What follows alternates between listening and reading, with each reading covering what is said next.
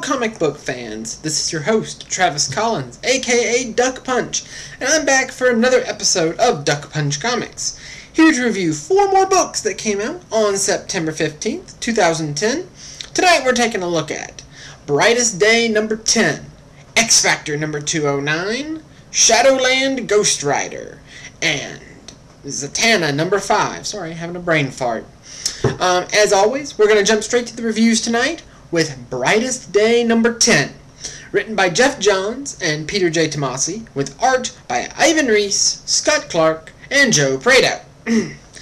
So, it's another week, and that means that, yes, another issue of Brightest Day is here.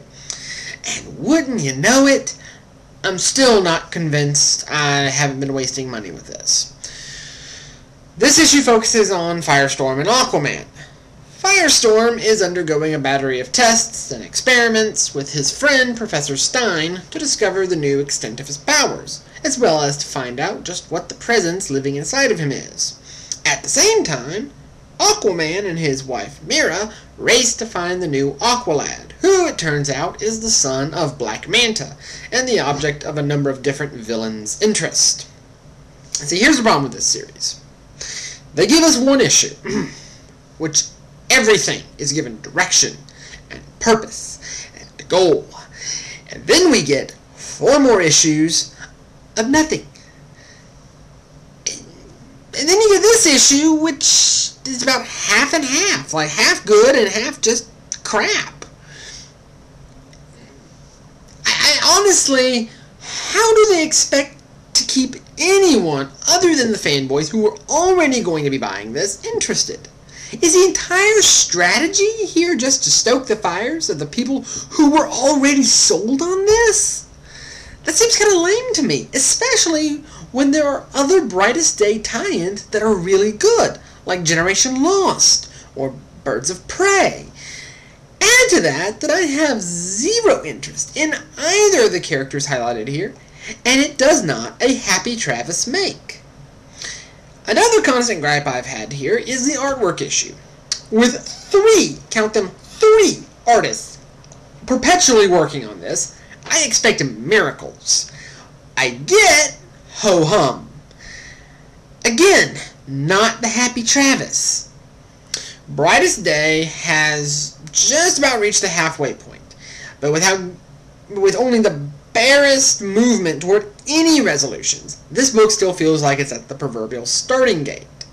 For a comic that's supposed to be setting the pace for the entire DC universe right now, someone needs to step on the gas in a hurry. Alright, moving on to happier subjects.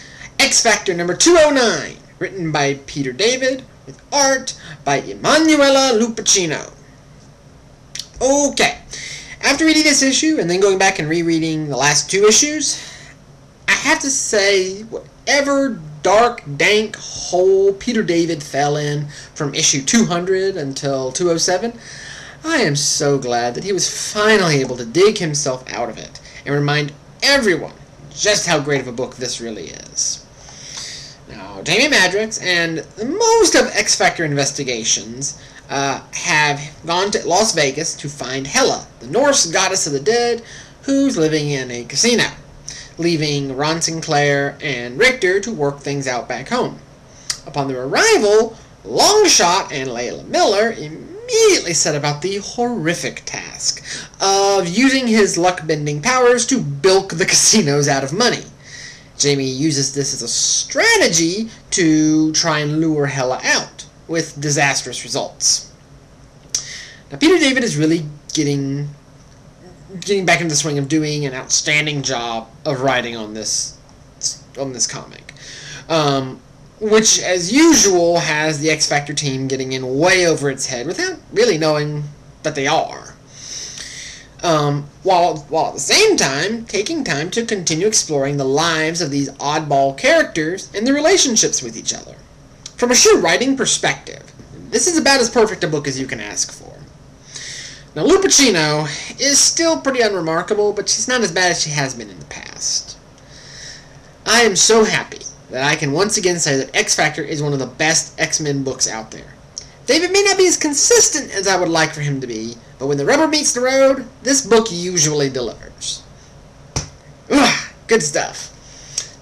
Now, next up, Shadowland, Ghost Rider, written by Rob Williams with art by Clayton Crane. Holy crap! Something actually happened in the Shadowland crossover. Seriously, I almost fell out of my chair. It wasn't that this was objectively good or anything, but at least somebody did something. Look, Marvel, if you're watching this, you gotta warn people before you pull this. Now, after opening the dungeons of Shadowland, Ghost Rider returns to the Kingpin and tries to bully his way free of the spell holding him in service, but to no effect. Fisk then sends Ghosty off to Japan and the heart of the Hand's power there to strike at the faction that has been manipulating Daredevil from the beginning. At the same time, the Rider is arguing with the powers that be over his plight. All of this comes to a head, and with some really shocking results and a major development that will shape the rest of Shadowland. You know, I'd never really heard of Rob Williams before. I still don't know anything about him, and after reading this, I'm not really sure I care to. This issue really wasn't that good. It's not terrible or anything, it's just pretty middling.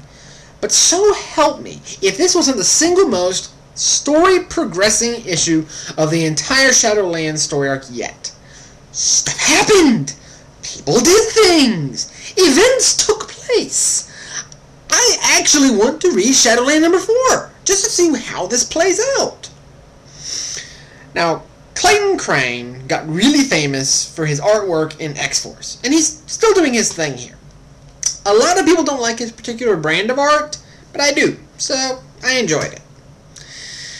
Was this a good comic? Not really. But I still have to give this a big thumbs up for single-handedly breathing just a little bit of life into Shadowland and making me actually look forward to the next issue. Just a little bit, anyway. Now, last up, Zatanna number 5, written by Paul Dini with art by Chad Hardin. Now, normally, I'm a fan of Paul Dini and a huge supporter of this book. But I gotta say this, guys, this issue was a little less than stellar. Oh, I mean, because comparing it to the books from yesterday, it's a Hall of Famer. But judged against itself, this was kind of... Now, picking up from last issue, Zatanna defeats the 4 elemental demons sent by Mammon against her and her cousin Zachary Zanna. The Demon Lord tries another ploy to get his hands on her soul by sending the slimy casino owner Sonny to woo Zatanna, and in the process leave poor Zach high and dry. But when that fails, Sonny decides to play dirty, and our heroine is left in a real bad position. Maybe literally. Now, if you ask me why I wasn't impressed with this issue, I would be forced to admit that I really can't put my finger on it. Something about it just doesn't feel as exciting or fresh as some of the other issues have. This one felt very cookie-cutter, which is unusual for Dini, who usually does a great job of taking real interesting swerves with characters. Yet here there were no swerves or twists. It just plodded along. Harding continues to be outstanding. You know, I really like him working on this book. He's really good for it. In what has been the weakest issue of this book so far, Zatanna just barely rises above the rest of the books with a really by-the-numbers adventure. When my expectations are set this high, and the output is only this high, like right about here, I don't think I'm in the wrong to say I think improvement can be made. So there you go, guys. 4 more books, including one really good one, X Factor 209, and a bunch of rest of kind of in the middles. As always, leave comments and let me know what you thought. I'll be back tomorrow for another episode, and I will see you guys then. Have a good evening.